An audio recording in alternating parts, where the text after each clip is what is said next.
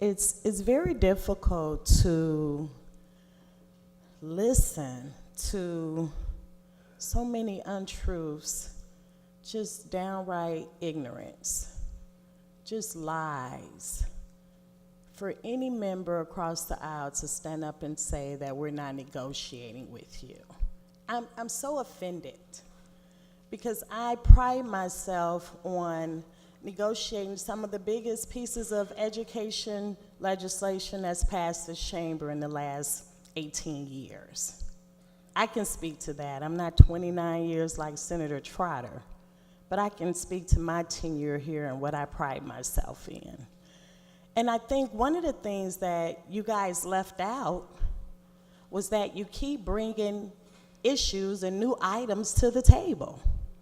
Every meeting we have, you bring a new initiative. Private vouchers.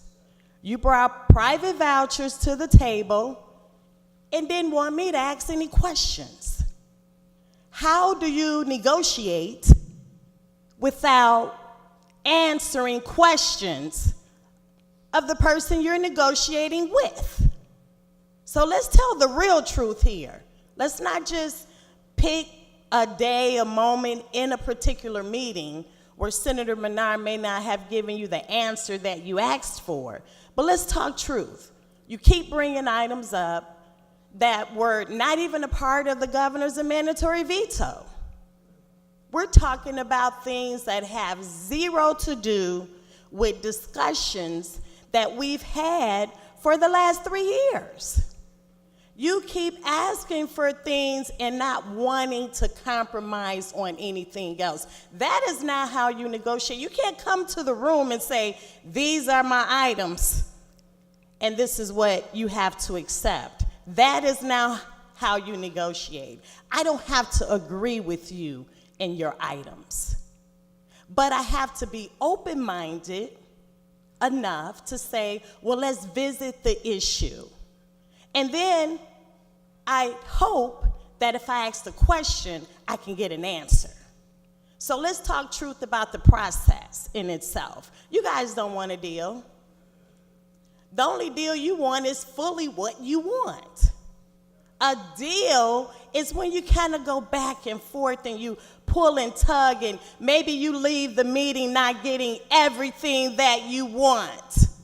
That's how you reach a compromise. Not adding items onto the table that were not a part of the governor's commission, that were not a part of EFAC, that were not a part of the working groups, and that were not a part of this latest working group that the governor called after we spent 3 days down here doing nothing. Then he decided to seek members from each caucus to sit us down. Let's tell the whole truth. So this ridiculousness about Chicago doesn't lose, it's not true. And you guys know that. And constantly pitting districts against districts. I think one of the things Senator Hutchinson didn't say was that you're pitting children against children. That's what we're here for. We're here for the children.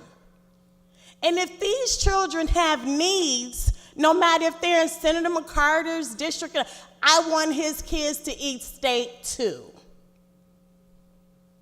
I do. But his kids can't eat steak if he wants kids up north to eat Vienna sausage. At some point, we have to be more realistic about what it is we're debating and what we're asking for. We've allowed this issue to fall into such a political climate that it makes my soul sick. Because you're going to take this to a place where school districts will not be open on time, and those school districts that do will have a set amount of money that can only last them for a period of time before they cannot meet payroll. Is that really the legacy we want to have during our 10 years as legislators? Is that we shut down the education system? I don't want to have that on my shoulders. I don't want to go to sleep with that on my heart. So stop with the nonsense. And tell the truth. If you guys really want to get something done, we could. We could. You give, we give. You take, we take. You give again, we give again. That's how it goes in negotiations. You can't keep starting over. You have a bill that you filed that the advocates did not agree with. We heard your bill in a subject matter hearing, and it did not garner the support because the bill doesn't get at the root of the problem. It does not fix the funding inequities. It does not. So you can't just pick out one group and say, oh, Advanced Illinois. What about the School Management Alliance, your go-to? They're in support. The management teams are in support of Senate Bill 1. The superintendent organizations are in support of Senate Bill 1. Everybody's in support but you. Here we are again. You. You're the problem.